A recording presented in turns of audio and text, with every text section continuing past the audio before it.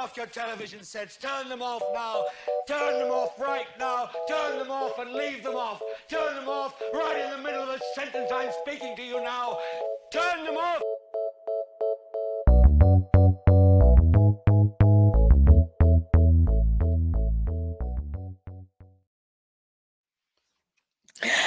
I am. Let's move to tears. We're back. We are back. We are back. We're back. And we are back to discuss How to Die Alone. Put on my glasses good so I can see what's going on. Oh, mercy. Okay. So we want to discuss Natasha Rothwell's How to Die Alone. I want to start by talking about her a little bit. One, mostly, I think she's fantastic. The writing she's done, I guess most of us probably know her most from Insecure. I won't say that's all people know her from, but that's why I got more familiar with her. And she wrote 2 of the episodes that I like the most from the series. That's nothing against Issa, of course. Issa's magnificent. But Natasha wrote 2 of the episodes. And because of that, I started to notice kind of parallels between, the show and Insecure. We are not going to compare the 2. That's probably all we're going to mention about Secure during this section. And we'll get right into it. I also want to say, I think this is important for y'all to understand. I am the oldest of 2 children. And Helen, you are aware. The second of 5 sisters. Okay. That's important because a lot of the stuff some of the things that we'll talk about will be about family dynamics and, older sibling blindness. I think the good thing about you is that you have a unique situation where you can kind of have both. You are an elder to 3, and then you're still a baby sister to your oldest. So none of us will ever understand anybody's situation completely, but we will have different takes on it. If it appears that we are disagreeing, trust me, it's just about this. We solid. Just so y'all know. Okay. So this was a 1, 2, 3, 4, 5, 6, 7, 8 episode season where the titles of the episodes kind of, to me, give a roadmap on how to die alone. Okay. They are Stop Living, Lie and Deny, Burn Bridges, Settle, Trust No One, Let Fear Win, Kill Your Darlings, and Get Lost. General overview. What did you think of the series? Did it pull you in immediately? It pulled me in immediately because we're looking at Mel and she's just like, I don't want to say like typical, but like we all have a friend that is, they are male, right? Everybody knows a male. That's just, I was watching it and I was like, yeah. I know her. I know her. I know her well, actually. Like, this is my girl. But not just and we love Mel. Her. Not just Mel. I could see the other characters too. We know, it's like we know almost I could say I could probably point out a person that I know that relates to all of the characters that were there, her friends. It's very relatable, even if it's not like them in situation, it's them in like personality. Like, I don't know no CEO's children, CEOs of airport children, but I mega know rich kids. Yeah, I don't. But I know him. Him as in yes, as the person. Like, I know his personality. Yeah, I don't know any mega rich. I know rich kids. I don't know mega rich kids. There is a difference. And right. I want to kind of start with that since we're already on Rory. You want to just jump in there with Rory? Okay. I think what we want to do is recap the show, yes, but more so talk about the elements that go along with it, the relationships, the thought process, the annoyance with Mel, the sympathy, empathy that you have for Mel, and also the people that relate to her. Let's start with Rory. Okay. Okay. I will say I watched it twice. And with that, I had a reaction to Rory, a different reaction to him from the first time. Okay. So the big overall arc and Mel are that they're besties. But if you don't really look in their relationship, I will say, no, it's not just if you look at it. It's totally a codependent relationship until you realize it's not codependent. It's more kind of like one dependent. Yeah. And then it feels, I guess it is initially, or it can be codependent, but more so from one into the other. I think Rory can survive without Mel. And Mel has proven that she can survive without him, but she was not doing anything to prove that. Right. I think she was like perfectly fine with her life with him the way it was. Right. I guess we can kind of get into how draining that can be from the person who is the friend. Because as we've gotten more mature, we've realized that with therapy and with speaking to people and with learning what true friendship is, you just sometimes have to like listen to your friend complain and whine and just kind of just be like, yeah, girl, I know, leave him. Oh, we'll stay with him Right. then. You know, that's just how it goes. Right. And you just have to listen to it and take it. But being somebody's only friend is a level of draining that is beyond. Like, being the only person that some other person can go to it's insane. Nobody should be anybody's only anything. You should have different avenues in which to channel your energy or your rants or whatever. But even if I am your only friend, the way that you come at me as your only friend has to be a certain way. If this is the case, if you are always going to come to me about it, you got to consider me in it, you know? And it just feels like Mel, it was just always pick up the phone, call Rory, tell him all about my bad day. Rory's always going to be there. He's going to bring me coffee in the morning. We're going to ride around in the car, blah, blah, blah. And it's just constantly throwing the problems, the issues, the sadness. And yes, y'all share happy moments and y'all share things. But then on the flip side, okay, Rory, in it, I think an act of self-care, because like you said, it was draining him to be her only friend, and the whole "I'm not your boyfriend" thing it hit me right at the heart. I was like, "Ooh," but he's not wrong.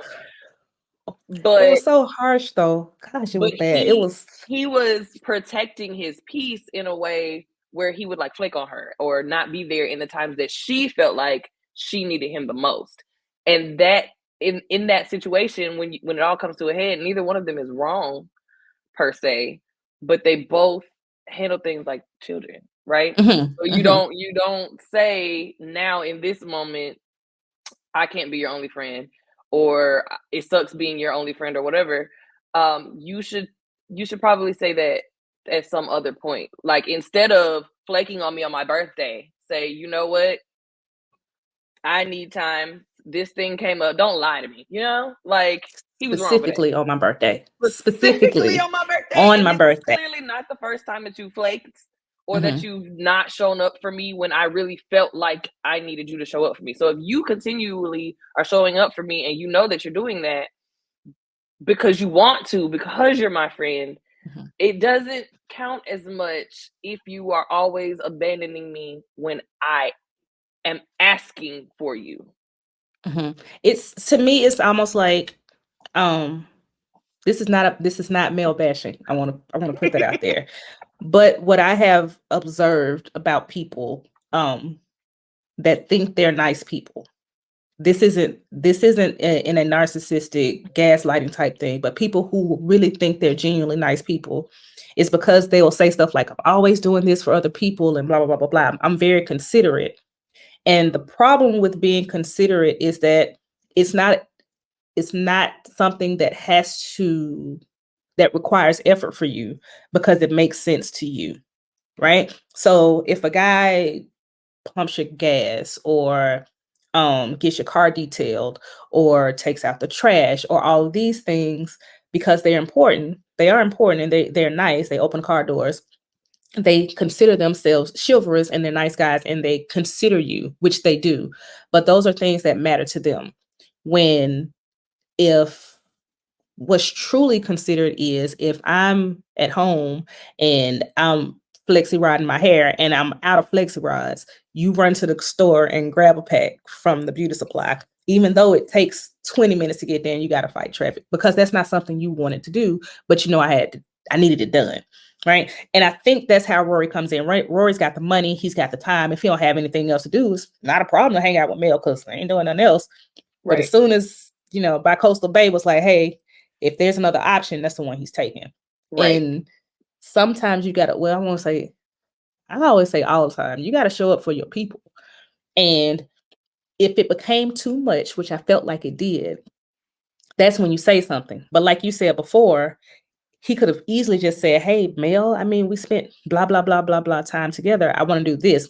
But flaking when we supposed to go see Hamilton, no, ma'am, no, sir. That's because, not baby, cool. what? It's not cool. Not cool at all. But I want to use that to segue into us saying Rory is her only friend. And that is 100% false. 100% false. She has friends. And it's one of those things, I think, where you want a thing so badly that you don't appreciate the other things that you have, right? And the Tarmac boys, those are her friends. What was it? Shauna Deshawn. Shauna Deshawn, her friend. Terrence is her friend. What's her name with the lotion? I don't know baby's name. Lotion. The lotion. I'm sure they said it, but that's like the people that work there are her friends. Her brother could be her friend. Okay. Could be. We'll get there. Find it, tuck it, and find it. We coming. But the point is, if she wanted to reach out beyond, I guess, just Rory, she would see that she has people. The only person that really ain't her friend is Patty, and that's just very clear. Class A hater. That ain't her friend. And then, I mean, we can get into, the man of the hour, Alex. Because well, here's the thing about all of that you just said. Yes, those people are her friends. I'll claim that. But they're her coworkers. Okay. I won't even say associates. They're coworkers, and I get it because you may not want to reach out to those people in the kind of way that you do to your bestie, right? You don't. They're surface level people, right? And I think that the show kind of gets into that, especially when we enter her two new girlfriends, her neighbor who has been her neighbor, and then bartender Bay. How friend dynamics don't necessarily depend on time, and they don't like, again, like you named all these people who are her coworkers, but truly, if she had her eyes open, right? Because we're talking about Mel's awakening throughout this whole thing. The whole time, she would have seen that all of these people are people that she could also depend on. What's her neighbor's name? Is it's something with a T? Trina or let's see. Gosh, anyway, her bartender's name though is Allie. And the awakening that Mel has is when her best friend flakes on her birthday, which sucks. Didn't get her a gift for her birthday, which sucks. And then she decides she wants to do something for herself, builds her furniture, it falls on her, she dies for 3 minutes. Okay. They make it comical, they make it, they make it light because it is what it is, but that had to be hella traumatic. Like she died. Like she ceased to exist for 3 minutes or almost 3 minutes. Whatever. Right. 1 minute is enough for me. Like that's it. But she died. And again, going back to Rory, I get why she lashed out at him. That's just because she was sad. She was upset. She was hurt. She was really upset with him because he flaked on her birthday. But like, she died, and she didn't talk about it except with anybody but her neighbor, Elise. Tamika's her neighbor. I'm talking about her hospital neighbor. Oh, yeah. Her hospital neighbor, Elise. Okay. So the good thing I like about Natasha is she is the center character. So I can imagine that it is challenging, or maybe it's not because she knows what she's doing. But for me, it would be challenging for me to write myself in a way where I know I'm wrong, right? I want to make it so like, this is me. I'm mirroring this character to me, and I am right, and I make good decisions, and I think before I speak, and even if I'm wrong, the way I was wrong will make sense. Right. But she wrote herself fallible. Like, this is a character who's done some messed up stuff. There's no excuse for the messed up stuff. She made an excuse in her mind, but it's not. And the thing you shouldn't do is steal from dead people. Like, listen, I understand the urge. I really do. I get it. I get it. But sis, you should not have hit that button. Well, since she hit the button, Helen, where was she going? What did she steal from this woman? What did she need to do so badly that she had to steal from the nicest woman that she's met in a long time? She stole a trip to Hawaii. For what? To go to her ex-boyfriend's wedding. For why, sis? Like, her ex-boyfriend. What happened there? Her ex-boyfriend and the boss. Okay, so they dated for how many years? God knows. Like, well, they dated for what? It was 2 years ago. It was 2 years ago, but I mean, it was still a significant.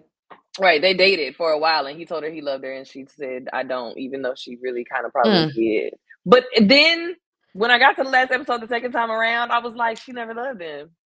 She never loved him, and that was cool because she thought that she was supposed to say it back to him, and she spent all the 2 years post-relationship beating herself up about not saying it back to him or not continuing the relationship with him. But really, in her heart, she already knew. Like, sis, you knew he wasn't the one for you. You were probably at a point in your life, your self-esteem was low. This man came along and he was treating you nice and he was doing things for you, and he is attractive. Alex isn't like my jam, but I can see it. Got a job. He's nice. He got a job. Like, he's a good person. Nice man. Mm-hmm. But she never really loved him. She always knew it. So when they were sitting in the restaurant and she was telling him, no, you shouldn't say that to me, whatever. And she kind of tried to make it seem like she was being mean so that he heard her. It was the truth, but she kind of at that moment made it seem like it wasn't the truth. So he kind of didn't believe her. And she had to go further and be like, nah, dog, leave me alone, go home. And I just wanted to add, I'm with you because I agree. I don't think she loved him because of what she said to him. Now, I know that you can't hurt people you love. I'm not one of those people that's like, if you love somebody, you're not going to say, because, I hurt people I love all the time. Not intentionally, but I do. It's just the truth. But for her to say to him, you would touch me. That's what she meant. She meant it. And it sounded bad, but that's what she meant. Like, it could have been anybody. If they were my boss and they were willing to touch me and it was cool, it would have been them too. It's not you. Right. It's not you. It's me. But it's not you. You're not the one for me. And we know who the one for her is. We do. But we'll get into that. We'll get into that because, baby, every time they were on screen together, I was like, y'all don't see it? Neither one of y'all sees it, right? Look at TV. Oh, they were so cute. But with him, what do you think?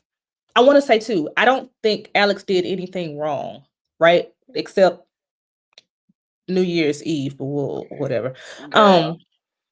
As far as their relationship goes, I do think he 100% loved, cared, thought about, wanted to be with her. That's what it is. I do appreciate too the writing from that standpoint, because people will see, and I'm saying this because she said it about herself, the character, a fat Black woman, and be like, oh, she should be chomping at the bit. She should be excited. This is the love of her life. But no. And it's nothing against Alex. Again, he's not the one. And you can be whatever you are. You can be the finest person in the world, but there is somebody that is just not. You don't do it. You don't do it for them. Right. And you can do it physically, but there's something missing, and she knows it. And there's just an ease. That's what it was. She said it even to Rory. You know how exhausting it is trying to be the person that he thinks I am. And I do think she was wrong for that. I know all of us do it. Like, we're on our best behavior. We do. It's true. But I think that was another reason. Another way for her to make it almost impossible to work with them, because she knew it wasn't it. Like, she had to know at some point this isn't Right. Like she didn't even attempt to, and I can't even say to be herself, because she was, in the clips that they showed, that it seemed that she was being herself, but I don't think so. If she felt like she was putting on for him, like maybe she was waiting for some other shoe to drop with him or something, like maybe he's gonna realize, like, and I think we all have those kind of feelings, like maybe one day they'll think that I'm not good enough for them anymore. I'm not the person that they thought that I was. Mm-hmm. But I don't think she was being someone else. I just think she was being somebody she didn't want to be. She's always on. She didn't just be like, right. My character flaw, the one that I have, the one character flaw I have, I get hangry. And I mean, I know people say it, like I know people say it, but it's bad. I recognize it as a character flaw. But there are times where I don't prevent it, and then it's too late. And I know that I'm being ridiculous. Like I know I am. And I know some people are like, you're a grown up, you should channel your emotions, you should do better. I get that. I get it. I would say the same thing to somebody else. Right. However, when it happens, when I have reached the 12:45 threshold and have not had anything to eat, the shit gets bad, right? I have allowed people to see that, right? I apologize to those people after I've eaten. I do. I'm sorry. I know I was being a jerk. I apologize, right? But if I were trying to impress these people still after 15 years, I wouldn't do that. I would do everything I could. I would be getting up to make everybody something to eat and do everything, you know what I'm saying? But when you get comfortable, you relax and you allow other people to take care of you in those ways. So this isn't a shot at people who don't feed me before 12:45. I'm an adult. I'm capable of feeding myself. I get that. However, I have shown the people who are around me, and this ain't this. I just want y'all to know, this ain't just my husband. This is anybody. I said I was sorry. Look, we've moved past it, y'all. Okay, we have. We got through it. But the point is, when you are really comfortable with your people, you're not afraid of them leaving you for some stupid shit. And it's that is, to me, that's some stupid shit. Like, D, get your ass up, go eat a cracker, do something, right? I'm saying this to me now, but Saturday morning, if I sleep in, who knows? So Mel, what we're getting to is that she never just allowed herself to lose it. I guess it is that the word, or just not be. Or not be together, or like let your period have it. I'm sorry. Like sometimes you just like, look, you win this time. I'm cranky and I'm mad, and you win. I'm not gonna try to fix it. I'm just gonna be what I am, and I'm gonna pray for everybody involved. She didn't do that, and ain't no way you're gonna be in a relationship happily and not just be able to show all the parts of yourself. I feel like she was just hiding certain pieces of her that she felt like he would not like, or that he would be turned off by, or whatever. But she wasn't allowing him to see those things, because like you said, you do allow the people you love to see those things because you want them to see you and know you fully. Because then also that is a form of asking for help. If I know that I'm staying at your house and we sleep in, I know the first thing I'm asking when I get up and come down those stairs is, have you eaten? Or what is we about to eat? I'm making an order on my phone on the way down, right? Like, and that's just healthy. Food is coming. It just is healthy friendship, healthy relationship things. It's just, you have to be open and vulnerable. It's a form of vulnerability. And if you are afraid to be vulnerable with someone, for fear that they will leave you, the foundation that you have is shaky at best. And that's why her and Rory are friends, because he did leave her and they came back. I mean, because they love each other. Like, she loves him and he loves her. They do. They love each other. And she also loves my cutie pie, Terrence. She does. And it's evident. It's very clear. It is And even if it hadn't been a romantic love, they care for each other a lot. You can tell. I mean, it's just like the ease, the rapport, the joking, the playing around, even The with chips. Sean and Deshaun, the chips. Sean and Deshaun even were like, why are you pretending like we didn't notice ages ago? Like, didn't you know ages ago? What are we doing here? So the good thing is too, again, kudos to the writing. They've shown us that she's capable of loving in a romantic way, because had she not been, tackled at the airport, I feel like her and Terrence were about to, not do it, but they were about to make going to airport in public do it for sure. Cute little love connection. And go ahead. Go ahead. I'm with you. I was gonna segue into we've seen that she can love romantically. We also seen that she can be a downstairs basement airport house. In the worst way. Okay, so here. So I have no qualms with Mr. Man. What's his name? Is it Carlos? Carlos has resting, smiling face, which and you can see he's a villain immediately. It's off-putting, right? Like, it's immediately. Villains. My favorite villain is the one that smiles, because it's almost like they're enjoying the evil. You know what I mean? Like, right. Yeah, like, and it's to me, it's even more unsettling, because we've been taught that evil is bad, it's mean, it's just something that they can't help. They're almost possessed, something dark is inside of them. But the ones that smile, it's like, no, they just really right. And that's crazy to me, because if Little Red Riding Hood taught us nothing, Into the Woods sang it to us and told us that nice is different than good. Okay.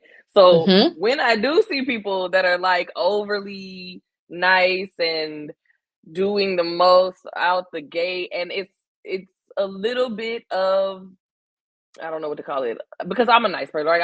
I'm a kind person. I will smile at you, but I also kind of have some bitch face. But if I'm really, trying, putting in the effort, if I'm on or whatever, I'm a nice person. I'll do whatever. It's cool. But like, he just was really, his smile, like you said, you put in the notes, his smile is unsettling. It's very scary. It's always there. And you said you don't have no qualms with this man, but I do, because you could have told me that information before you gave me them 3 pumps. You could have told me you were married before you gave me 2 pumps and a grind on the table next to the meats and cheeses, the other meats, and then pretended like it was established. That's the thing that pissed me. Oh, it's not a big deal that I have old lady, bitch. Yes. And he said it so casually. He was like, we went to somewhere and I did this. So then she's like, who is we? Yeah, like, she's like, we? Oh yeah, me and my we? What do you mean we? Yeah, so I that is, of course, my issue with him, because he is the only one that knew he was married. She did not know. Sorry, y'all. She did not know, and he didn't give anybody any indication, because I remember when he said it, I was just as surprised as she was. I was like, married? What the hell? I never liked him for her. Again, no, the villain, and I always, Terrence. That's my boo in my head for her. So I didn't see where it was going, but I felt a way, because I was like, oh man, this is bad. This is just a nice man, and you're assuming that he's terrible, but you just don't understand how excited I was when he turned out to be bad, because I was like, yes, baby, that discernment is on, because I knew. Listen to their intuition, y'all. Men swear we don't have it, but we do. Sometimes we ignore it on purpose. But however, we know. Now, he is going off and doing his 3 pumps and a swirl and italicized I. What did he expect from? Did he just expect them to be friends with benefits? Did he expect her to be like a mistress? Well, I think he said it, that he was, looking for just them to do that, right? Like, so it would just just be like bone. lunchtime fuck friends. At work. Like, I mean, I get, like, listen, I've been there, right? But Amongst the investment hams. amongst the investment hams. But that's not something that I would want to continue long term in that way. Like, if we're gonna be fuck buddies, we be fuck buddies. But like, are we going to the hotel? Are we going to the speakeasy? Like, what are we doing? We're not gonna continue to do this at work forever. Especially that. Especially at JFK. And that at JFK. Like we didn't do anything worth being caught or fired or shamed or any, like right. none It of wasn't that. Worth it. It wasn't worth it at all. Like at all. None of it. I was yelling at the TV. I was so mad. I was like, what are we doing? What is he doing? And I don't know. I just I don't know. I don't know. So after we get past, let's get past Carlos because we've had enough of him. We'll kind of go into the titles. I think we got Lie and Deny. I think because that was the credit card. Now, not only with the credit, let's talk a little bit more about that because Lie and Deny. We can go into y'all. We're skipping around. These aren't things that happen in this episode. This is the overall thing. She lied to Elise. May God rest her soul, because she stole her money. And this is where I say I think I have older sibling blindness because I want to get into Brian. Brian is cheating on his wife. And I mean, when I say cheating, I mean, I don't care if he's not having sex with him. I don't care what that is. He is going out meeting with women without his wife's knowledge or consent or permission or whatever you want to do it. He is deceiving his wife. He is cheating on his wife. As a sister, I understand that my brother is awesome. He is a trustworthy man. He would never cheat on anybody, okay, ever in life, okay? But if he had once upon a time, I would be very disappointed in him, right? I would, because he can do better. I don't know. And by cheating, I mean, of course, the definition of cheating, like his girl doesn't know and whatever else. Because I don't like to lie. I won't lie. That is not to say I haven't lied for people before. I didn't like it then, but I did it. Okay, whatever. That wasn't for DJ. That was for somebody else. I ain't gonna say his name, but you know who you are. But the point is like, so I get her disappointment with him, but I don't think, honestly, that she was like the disappointment was mostly because of the cheating. I think she was happy to have something that she can say, oh, so he's not perfect Brian. He is not for sure Mr. Man. He is just another scamming. But I also feel like she already knew that, right? She knows he's not perfect. That's her older brother. And she knows, like, she's seen her whole life where he's been placed or how, his mother their mother treats him versus her. Mm-hmm. And, you see the text on Thanksgiving that says, I'm hard on her because I want better for her than she wants for herself. But like, she knows he's not perfect. And yeah, it's a great feeling to have this thing on your sibling, right? You got some dirt. But she already knew that he wasn't perfect. Like, she knows exactly who he is. You know your siblings, and you kind of see that when they sit down on Thanksgiving on their date. Because of like the back and forth. Like, first they start off there, going at each other's necks, and then this song comes on and they recounting the songs that they used to hear in their childhood. Like, that was the most accurate depiction of a sibling dynamic that I have ever seen on television, because I can be spitting mad at my siblings and we still gonna find something funny to laugh or talk about or whatever. But I also think that the older sibling, I have to take care of everybody, the comment that he made about I'm the only one who can afford to do this about Thanksgiving, when he said that, and I was like, well, if your mother was initially hosting Thanksgiving, she was buying the food anyway, so you're not the only one who can afford this. Your house is just the only one we can have this at today, which is cool, but you're not the only one who can do a thing. Like, let's not go, like, don't be that guy, right? Like, we could figure it out if we wanted to figure it out.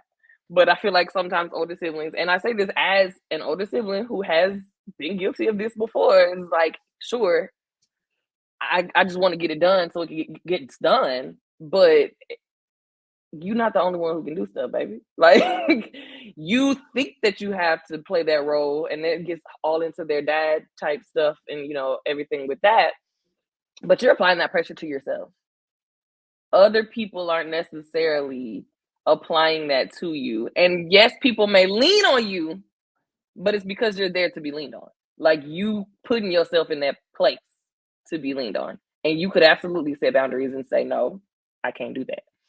Now, with the whole picking her up from the airport, not the airport, the hospital thing, that whole situation pissed me off. One, because she could have called Rory more than once. She called that man one time and got mad at him.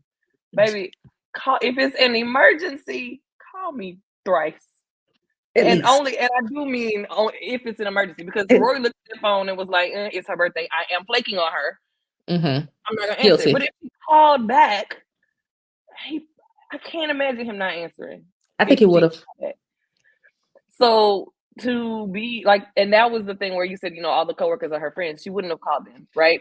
Right. Probably doesn't have their phone numbers, right? Like that's the definition, like the distinction between like coworker, associate, and like friend for me. Like, if I don't even know how I could reach you outside of this place, then we're clearly not friends. Even if you do have my best interest at heart, even if we do like each other, even if we have a connection, friends kind of leans into you're part of my all the time life, not just my 9-to-5 life. So that made me mad because he was pissed off that he had to come pick her up from the hospital. Like, nobody else could come pick you up. Who, if not your sibling, who the fuck else can pick you up from the hospital? That is I won't say the one thing. I agree with the other stuff too. Right. Some of it. That I agree 100% though. Because I don't care what it is. If my sibling's in the hospital, then I'm gonna come and get you. Even if it's something stupid, I'm gonna come get you from the hospital. The older sibling blindness that I was talking about is I am, like a lot of people say, I am for women's rights and wrongs. That's how I feel about older siblings too. So most of the time, I'm on your side. Like, that is the truth. So I usually find the right in the older sibling. I find the justification. I find the reason, except for the hospital part. He was just there wrong for that. But with the you didn't have to do part, I agree with that. But, and I'm gonna put a strong but, there's also been this thing that I've been seeing recently. I don't think it's a recent thing. I've just been seeing it recently. How a lot of people are like, your parents are supposed to take care of you almost forever because you didn't ask to be here and all of these things. And I get the sentiment. I do. I think if your parents are capable, then yes, they should help you. However, I don't like the whole, well, you didn't ask to be here thing, because that's just ridiculous. Like, of course you didn't. I couldn't reach up to the heavens and say, hey, Joseph, how you feel about being in the earthly realm? Like, I couldn't do that, right? I brought him here. I don't know. Maybe you could. You got Jesus on the main line. You know what I'm saying? We be talking.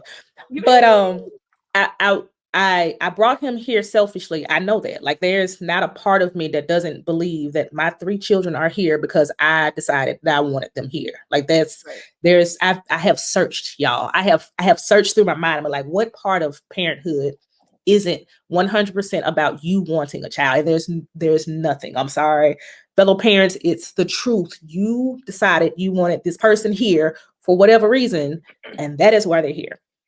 But I have given, and I'm going to continue to give my children tools and whatever they need to do, whatever. And there is a time when you do have to let people be who they are. That's everybody. So as an older sibling, it's tough to hear when people are like, well, you didn't have to do that. And, nobody told you to do, because you're right, you didn't. But that was my baby. So I took care of my baby because that's what I did. And I'm gonna do, because it's in you, it's a part of you. And sometimes, which is so weird to me, the younger sibling is flipped. Like you take care of the one who needs to be taken care of. I think that's just how it works. Like there's just something about your people and you do it. Right. But here's what you don't do when you take care of your baby, right? Proverbially, because I have my 3 babies, and then my own child. But what you don't do is hold that over them. Mm-mm. You take care of them because you want to. You don't bring that up. You don't say things like, well, I'm the one who always has to bail you out, or like you did it because it needed to be done and you were able to do it. Oh, okay. You know, don't say like, wanted to, because right. No. Because you were able to. Yeah. And on some level, I mean, no, you don't want to maybe do the specific thing, but you want to help them. And that is the difference. You want the best for them. You want appreciation too. Like for sure. You do. And you shouldn't expect it. Like you're not owed it, but you do. And to hear you didn't have to do that when nobody asked you to take care. Well, nobody told you to accept the Jordans I bought you neither. Nobody said you had to keep them. Nobody told you that I, paid for your prom. I didn't pay for my brother's prom. I didn't say about DJ. But I'm just saying, like, you didn't say that when I paid for your prom. You didn't say that when mama called me and asked me where you were. And I told her that you were somewhere else. Like, yes, you didn't ask for that, but I did it. And all of those things that I was doing in that process, you never told me not to do them then. We just reached the point now where you're pissed off and you're saying, well, you didn't have to do blah, blah, blah, blah, blah. Oh, okay. See, that's the part I think that gets people going. And for Brian specifically, like you were saying before, it is hard to be the one. Like, and whereas Rory was the one on the friend side, Brian's the one because it's just the two of them.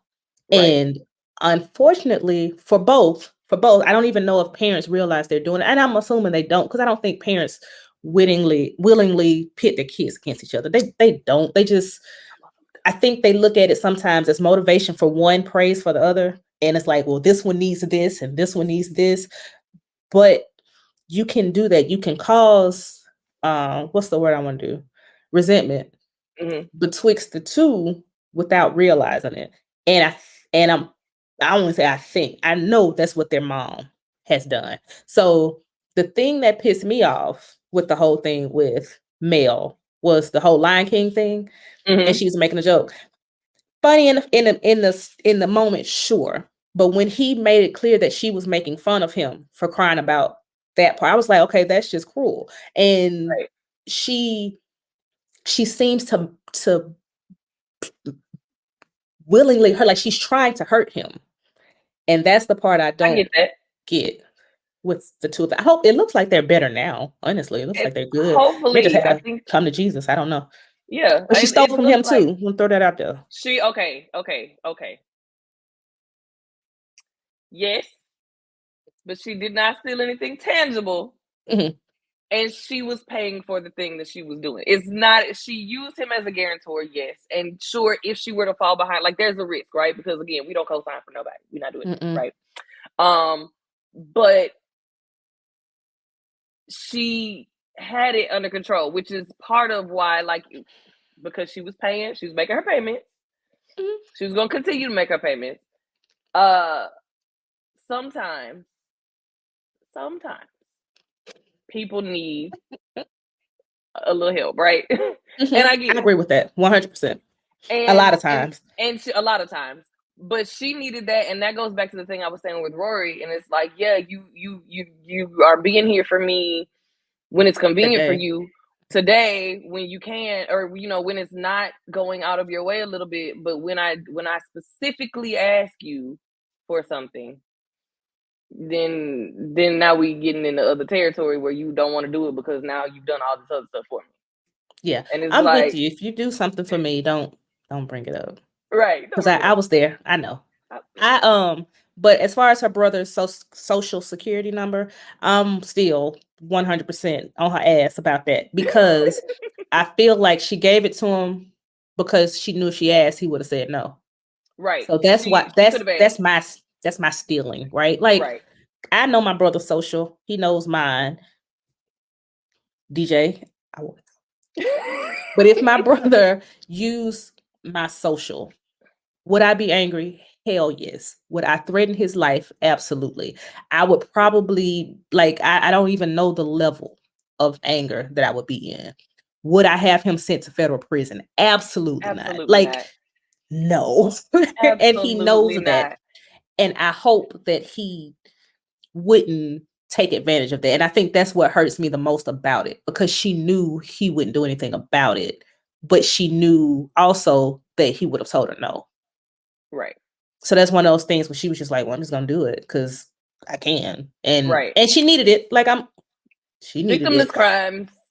But she also, stole She from also stole Elise. And I'm from gonna have to get over that eventually. It looks like she's going to prison. Honestly, by the end, didn't want her to go to prison, but okay, who who snitched? knows? Well, what I'm thinking is the credit card company probably saw the charge because she's deceased. Somebody told them that she was deceased. They saw the charge and was like, wait a minute, well, how she make this charge after the death? Now, if she had made it 2 days ago, they probably just been like, well, whatever. But you made it specifically after she died, like the day, I wouldn't say it was the next day. Right, it was the so next they day. probably like, yeah, no, that's not, that can't be right. But even still, technically, she called and asked for the balance. So if you have access, and I know that obviously on a moral level, like, it wasn't hers and she took it. But as far as the credit card company is concerned, there was no wrongdoing because she did have authenticated access. See, that's what you and I are here because I'm like, well, because I'm already trying to think of how is she not going to go to prison, right? And I'm like, well, to be honest, if Elise had given her permission to use the card, which I honestly think she would have, like, Right. I'm dead, I don't care, but I think she would have. And if Elise says you can use, because if I tell you, Helen, yeah, you can use, Helen, don't use my credit card. But if I tell you you can use my credit card and you use my credit card, then we good. Like, we can argue about it later. But if you have the card, the number on the back, all my passwords, you in there. So, no. Right. And I guess technically she guessed the password, so that's not like super authentic, but she didn't have Bubba, she wouldn't have known. So kudos to her for dog sitting. I feel like I was gonna say that's compensation for dog sitting. For taking care of Bubba, make sure he didn't die, because he was gonna die. You know what I'm saying? Bubba would have been dead. What bridges did she burn? Well, it seems as though there was a bridge built, because you would think that using her, because if she had not stolen her brother's social security number, they probably never would have came to the head that they came to, right? Because that was the thing, right? So hopefully that, again, like we said, that relationship is strengthened, and that came from that, and that was in that episode, in the Burning Bridges episode. And I think he also would have they would have been stuck on the cheating, because she didn't have any, like, he didn't have. It was almost like, okay, and well, now we're even now. Like, I got you on this cheating because you're a bad person. Well, I'm a bad person. What about you? And then I think, like you said, that gave them some common ground, which is crazy. You bad, I'm bad, eh? Right. But the bridges that were burned, I think we got the flashbacks for the Melissa and Alex relationship. That was when she told him, I'm here because you touched me. And then her and Rory got into the argument in that episode as well. So those were, the things. So I think as we see the episodes going through, I noticed, like, yes, we're getting these things on how to die alone. And also it's kind of flipping. So it's, yes, how you would die alone, but also these things are happening to make sure that you don't die alone, if that makes sense. And then, like, in the last episode, Get Lost, for me, like, she did all the stuff in the cities. Thank God she did not go to that damn wedding. Or even to Hawaii, because, like, sis, why? Like, I understand, okay, we're going to Hawaii, like, sure, but, like, go somewhere else. Try Hawaii next time. Hawaii shouldn't be, that's a long ass flight, okay? Hawaii, Waikiki, you got so many options. Don't go to Maui. So many options. Don't go to Maui. But Get Lost, like you said, the titles are, how to die alone, but I think Get Lost is a turning point, because that's also how you turn it around and go back in the other direction.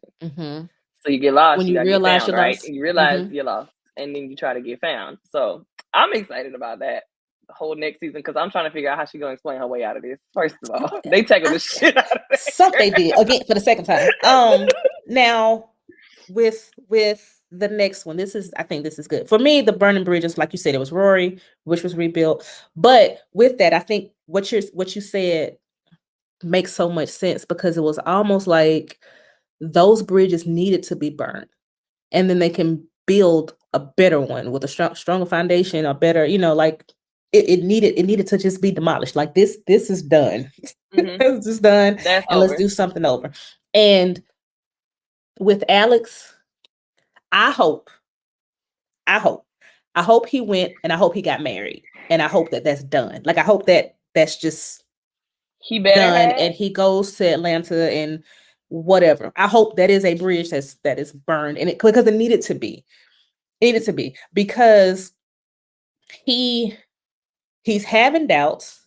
He's because I mean that's why he didn't go to his wedding. He's got cold feet. I'm not gonna say that. I am gonna say it. I think being nervous is one thing, and I hope that's what people mean when they say cold feet. Just nervous in itself. Cold feet to the point where you are second guessing your choice. That is a problem, in my opinion. When it comes to marrying somebody, you need to be sure, and if you're not sure, you need to say no, like before you ask, or when he asks, like just listen, or any time, like. Will it be embarrassing? Yes. Will people be upset that they had to travel? Yes. Did you spend a lot of money? Yes. All of these things, but both of you deserve better, or one of you deserves better. Sometimes you just need to leave them. Like that's just the truth. But this will get into our segue for settling. I think he's 100% settling for Julie. I don't think that means he doesn't love her, no, or at least care for her deeply, but when he said to Mel, I'm going to marry somebody who will let me love them, that to me did not say I'm going to marry the person that I love. He is making the mistake that Mel did not make with him. Yes. And it's just crazy to me. Yes. It's crazy. Because if she broke your heart, which is fine, like I'm sorry, but sometimes it works, then like heal. And don't go do whatever you're about to do to Julie. Now, when I say I hope he got married, I hope the real part of it. I hope that he went and he realized that he does love you. Like he had to have that come to Jesus with Mel. Because sometimes you do. I know a lot of people nowadays don't believe in closure. I don't know what that's about, but whatever. I do. I don't think you always have to have it. I don't think you have to have it in the traditional sense.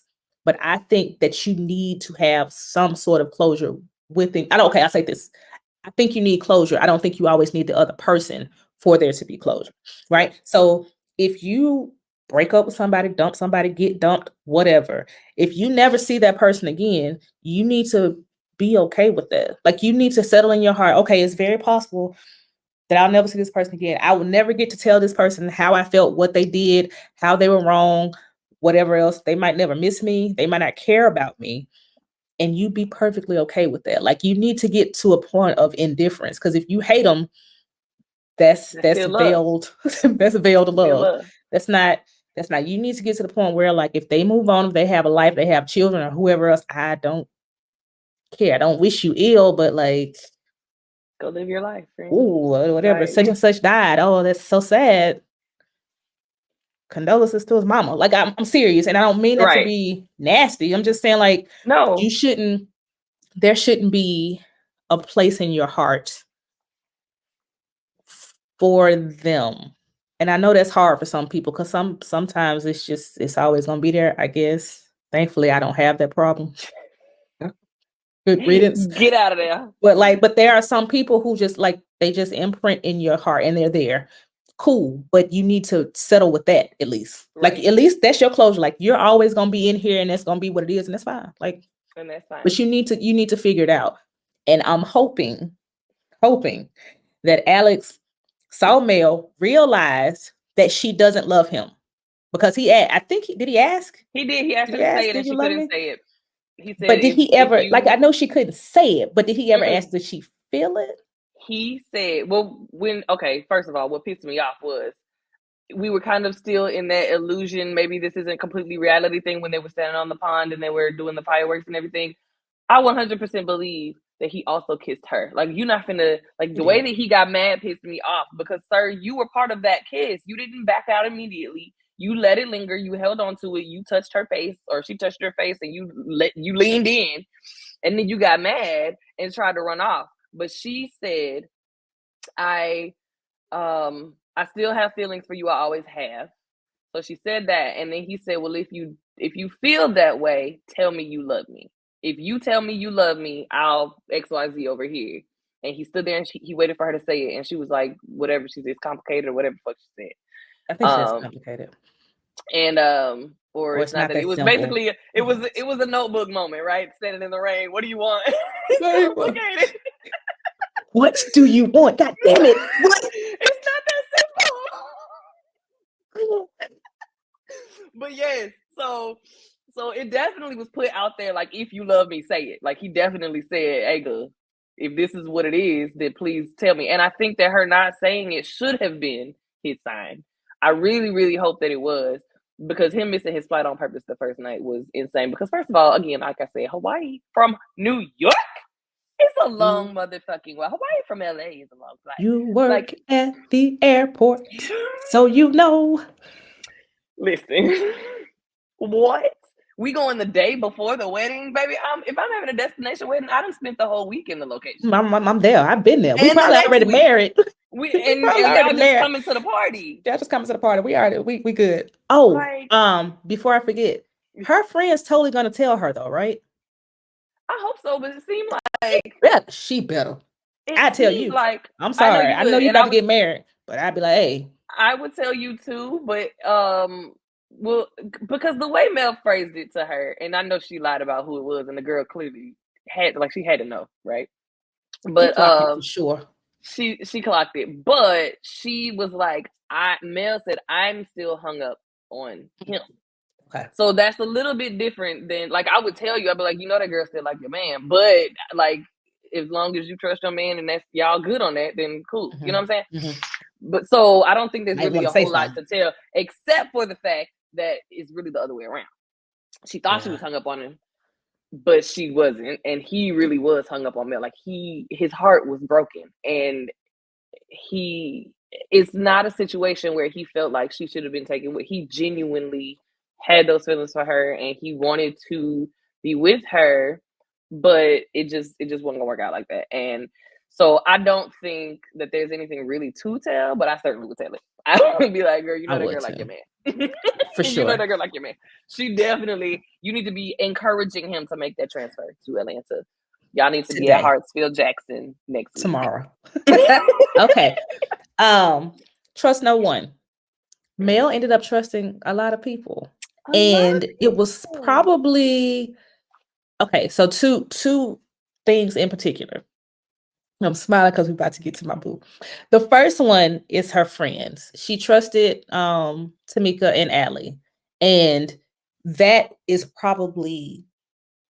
might be the best decision she's made, bar none. Because the best thing that I could pull from that was that she had these two people who genuinely loved her. Like, I could tell. And I know they did because they kept her from embarrassing herself. Like, Allie in particular. And I don't think, I'm saying this, but I don't think Tamika, like, I think Tamika was just full out, I'm going to support you, girl. You want to go in there, you want to kick that door down and tell them, you know, this is what it is. So you got your bad angel. And then you got your good one over here that's like, hey, this ain't a different world. Like, you go in there, her parents are going to be there, her friends are going to be there, your coworkers going to be there. It's going to be embarrassing, and you might end up looking stupid. So to avoid that, will end up looking stupid. Yeah. So to avoid that, do it this way. And that's what she did. And I just think that was just, it was great. Like, it was just the friendship that they showed, but the bond between the three of them was great. Now the second set of people she trusted was Terrence, Deshaun, Sean, and Miss Lotion Watch. And it was the other one from the news, the coffee. So pretty much all of her coworkers. Yeah, the coworkers. She trusted them. Now she works at the airport. She's afraid to fly. It's a thing. People are afraid to fly. It's something that happens. She's afraid to fly. And Terrence really wants her to be okay. Like, he's just a sweet, kind, thoughtful person. The only problem I have is that I hate that he was stringing old girl along. Now, I do like that he broke up, because I think they said that he did just go ahead and end it. I think they, I had to look again, but I think they said he went ahead and let it go. Okay, he did. He let it go. And it was before he went home for the holidays. Because when they were sitting around at the table, like telling, and they were like, hey, if you ain't feeling it, don't go meet up mama, pretty much.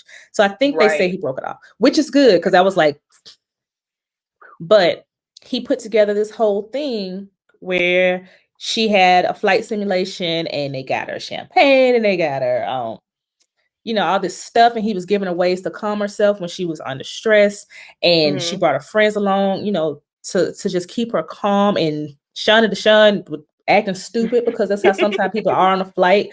But it was just so nice. Like the thoughts, the care that he put into it, even though it probably wasn't a big deal for him. Like, the simulator's there, we can do it, no big deal. The fact that he thought to do it for her.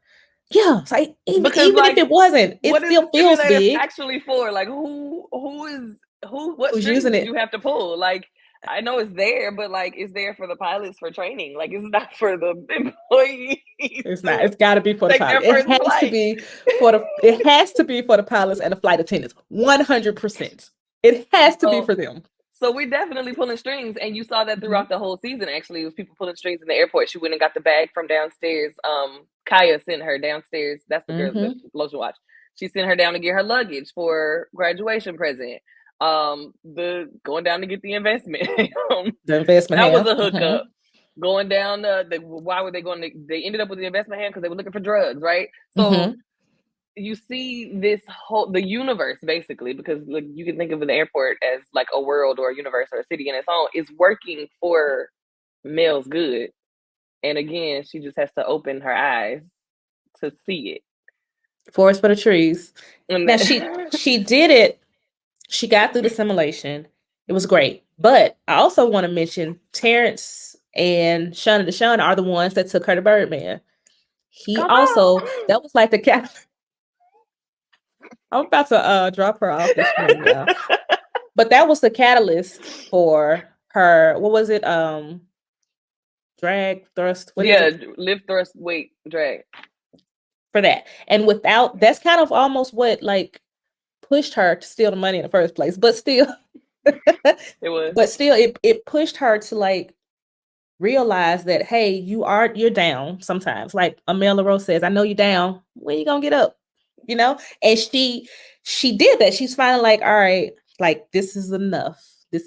And I think at one point she realized that all of these people have done this to help me. I have to help myself at some point. Like, I have to at least show them that I appreciate what they've done for me. And I think she did. They were proud of her. And sometimes I think that is the appreciation that people don't recognize, right? So yes, saying thank you or, sending flowers for appreciation, that's all well and good, but actually changing and working on yourself. Like, she came to Thanksgiving dinner, self-proclaimed a new Mel, right? She was faking it till she made it a little bit. Like, she had her hair done. She was, in her blazer. She was in the program at that point. So yes, things are going good, but also I'm still trying to eke myself out of this. It's not as if I'm trying to stay stagnant. Yes, maybe I was a little victim-y of my circumstances before, but I'm working towards a better me.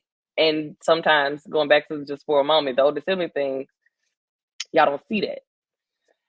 Because change is constant and change is slow, right? So you have to recognize that somebody taking small steps eventually will lead to them taking larger steps, right?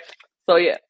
just want to throw out there, we need to hear that sometimes too. I think and this is again me on the side of the bigger siblings. You're absolutely right though. I want to say that, like, you're correct. And we don't see the small steps because we're like, what is she doing?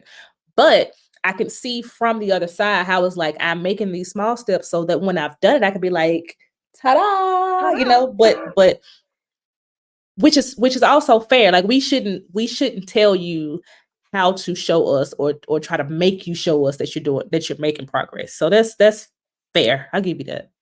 I guess today. I thank you. Whatever.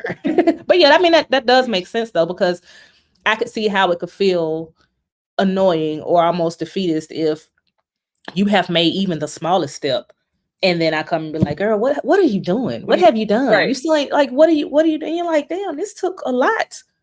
This took a whole lot. So I get that. Yeah, that could, you have to have people that are gonna support you even in the smallest thing. That's pretty much, yeah. And that's what your friends are for, right? So especially if you have a parentified older sibling, like they're going to be that person, right? But that's why you have your friends. That's why you have your Rory, you have your Allie, you have Tamika. That they are there through the baby steps for you, and you just gotta kind of accept that and just know that, because, like you said, mamas, am I right? Like, I knew exactly when I rewatched it. I was like, this is the exact moment right there. I knew that's exactly where she put it, because sis, what? Like, can we just talk about Mama Kwana? We'll get back to the simulator, because the way I hollered Big Didi when they walked in the door. It's my name.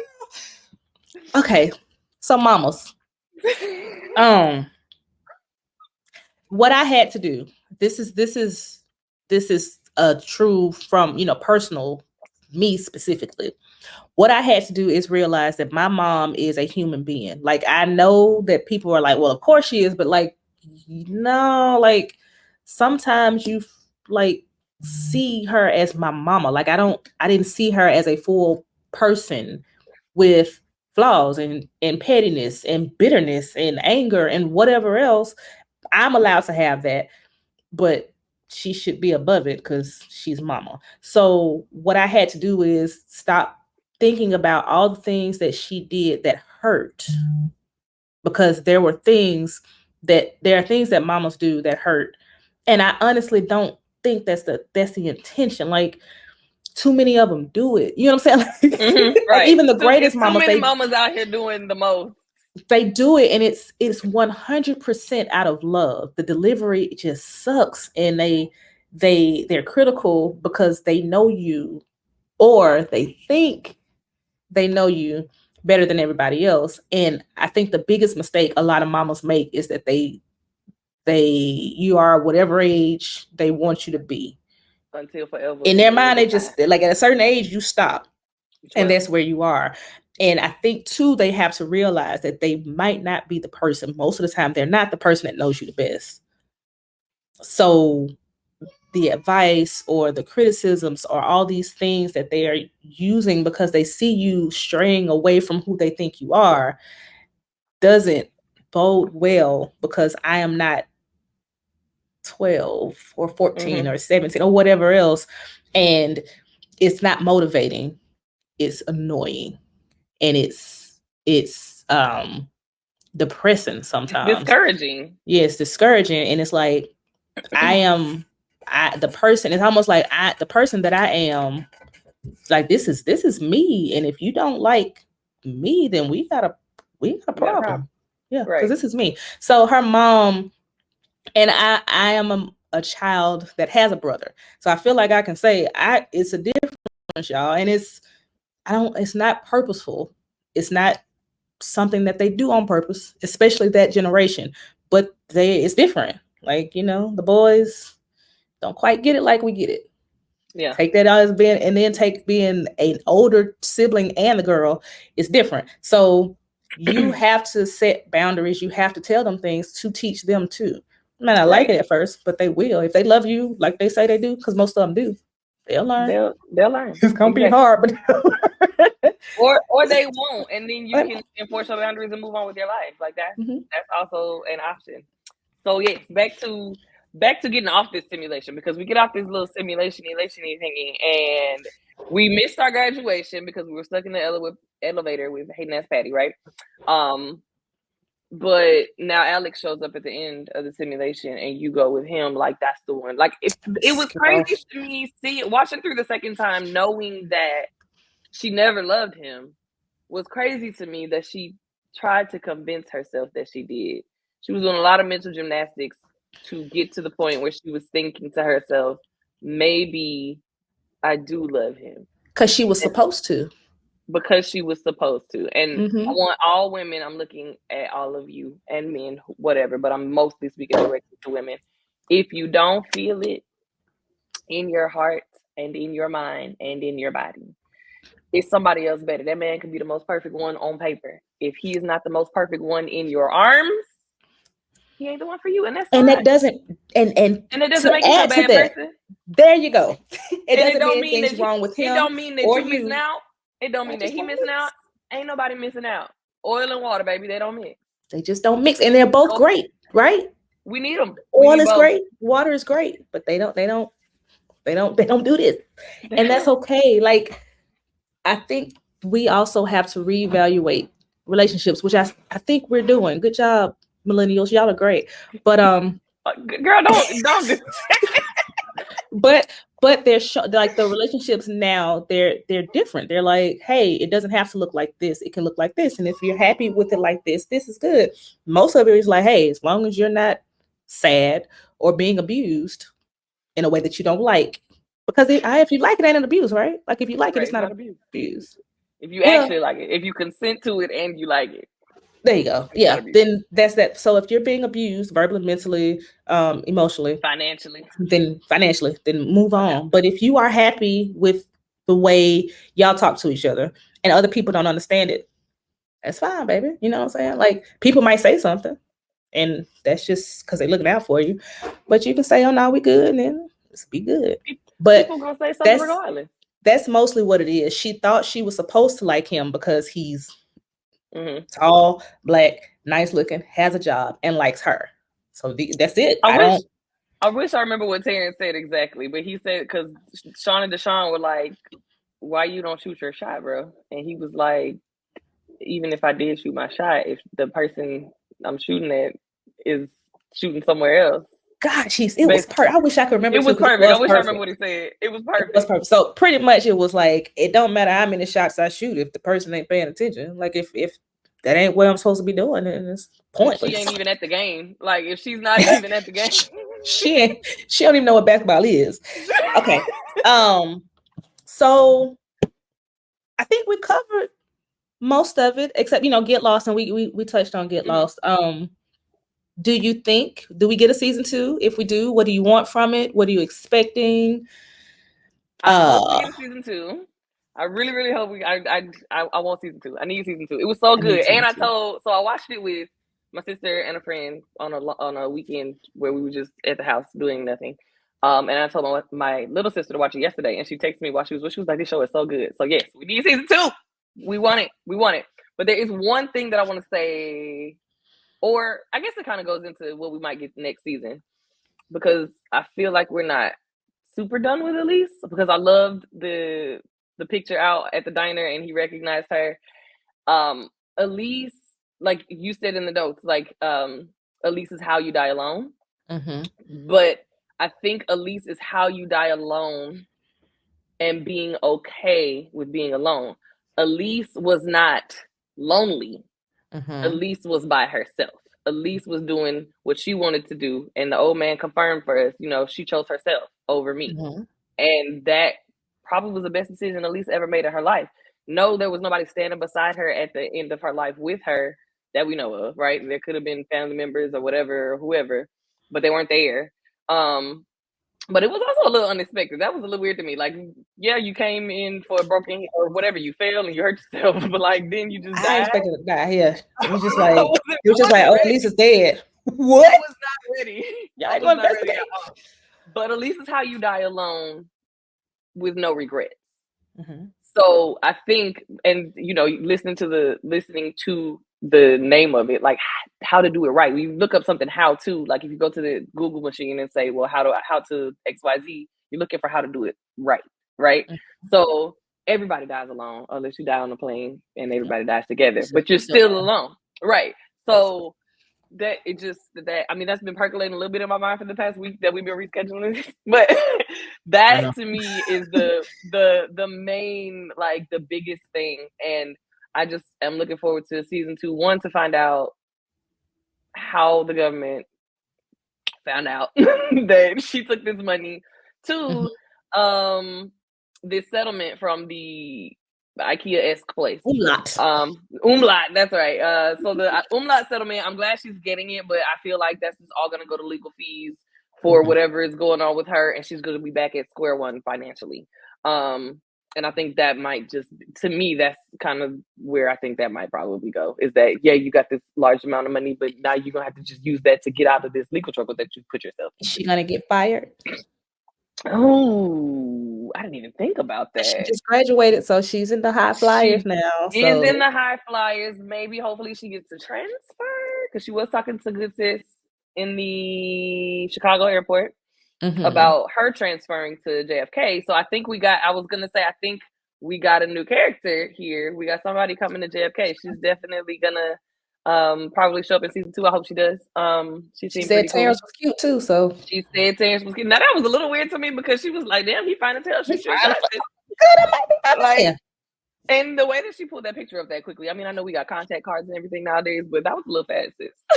Give me a bit on the screen or something. You know what I'm saying? Like right here. Right. She just look, there he is. There he is. But yeah, so I think we're gonna have a lot to discuss next season. When we get it. We're gonna get it. Because we're gonna get it. There's a lot of people on this show that are like, that deserve to be on TV. They're great. And when I saw my boy Brian, I was like, because I was a huge fan of. It takes 1,000 blessings to drown me. Listen. Shout out to Southside. Shout out to Southside. Fantastic show. If you haven't seen it, go watch it. It's probably still on Max. For now. So go watch it. As a matter of fact, go watch Southside on Max. Now. Start it up, cue it up now. I promise you it's worth it. I promise it's worth it. It's awesome. The whole thing. Anyways, yeah. So what do you want for season 2? mcdeedus ham investor. I want another investment ham. I can't believe she was eating the ham. I can't believe she ate the ham. This is why you need more friends, because then you invest the investment ham. You get them $4,000 worth of ham. Okay. I don't think I have more to add for you. I really want season 2. I like a good will they won't they. I don't like when they drag it. I want them to will. So I want them to will badly. I really want them to will, because I mean they should. And it might take, I would say normally it takes for a person to realize who they are, fall in love with themselves and all of that stuff. But I think that's what this whole thing was. Yeah, so I think she'll be, I mean, when she get out of prison or whatever it is. Right. When she told old girl, she said she met somebody on her trip, but she was like, who? And she was like, myself. So hopefully, I still think though, the will they won't they, if they do that, like if they try to do that, I think it'll be that she's still just afraid to love. Is Alex gone? Did he get married? Is he coming back? I hope Alex is gone. Maybe he didn't get married, but he still goes to Atlanta. I hope Alex is gone, because again, he pissed me off with the kiss, and also you don't see it for Alex. You don't like it? I don't see it for Alex, because it seemed to me like he was still shooting at her. Like he tried to make it seem like, Mel, what are you doing? But it was like he was being a good friend, and I can see the things that he was doing. I can see the things that he was doing coming from a friend. However, that you're still loving me. You know that there's something there still for me. And yet, Mel may not have loved him, but she did have feelings for him. I don't think that was a lie. Right? Yeah. So for him to still kind of push that role, it made me mad, because, sir, what are you doing? You know that you're getting married. You wrote this beautiful recommendation letter, which I think you should, because she deserved it and it was great. But then it's like you're still trying to be like buddy best friends, and I don't think either of us have had. And yes, I know it's been 2 years, but I think it's been going on these whole 2 years as well. Yeah. That neither of us has had enough time away from each other that we can just be friends. Yeah, and I think for you, and if I'm wrong, you can tell me, of course. I think yours is not that you don't like Alex. I think you don't like that he's the person that is responsible for his relationship. So you should be mad at yourself. And yes, you can say, Mel, what are you doing? But also say, we can't do this. Right, we can't do this. I've done this. I've put myself in this position and whatever else. He didn't take the onus, any responsibility, and he should have. Yeah, the onus was on him because Mel knew what she was doing. 100%. Right. She was in the 100% the Lulu world. I need to tell him how I feel tonight. Yeah. To see if it's really how I feel. She was on her Dwayne Wayne. Please. But nah, I'm actually glad that it didn't, that they didn't work. It just wasn't a good fit. I'm glad I'm happy it went the way it did. I am. I wish it hadn't gone that long. I wish he had been like, hey, I'm happy with where I am. I know we had this one night before it got there, before the kiss. But like Mel said in the first episode when she got the invitation, she's supposed to be a rebound. And I 100% don't disagree. She is a rebound. But she loves him. I think. I don't know enough about her. Again, he looks good on paper. He is good on paper. And there we go settling again, right? So he may be a good match for her, but probably not. Let's see. But yes, so Hulu or anybody else. Hulu. Pick it up. Pick it up. We need it. So happy we got to talk about it. It was great. Y'all haven't watched it. It's there. It's 8 episodes. They're half hour. You can run through it in a day. They're 28 minutes. And they're worth the 28 minutes. You can you will run through them without realizing that you're on episode 6 and be like, oh, well, might as well go ahead. Watch the last two, baby. But the story moves well. The pacing is good. The writing is fantastic. The characters are great. It's just a really good overall show. I recommend it highly. And I hope we get a season 2. Yeah. That's it. So you have anything to say for the people? Be kind to yourselves and each other. And on that note, until the next time, peace. Bye.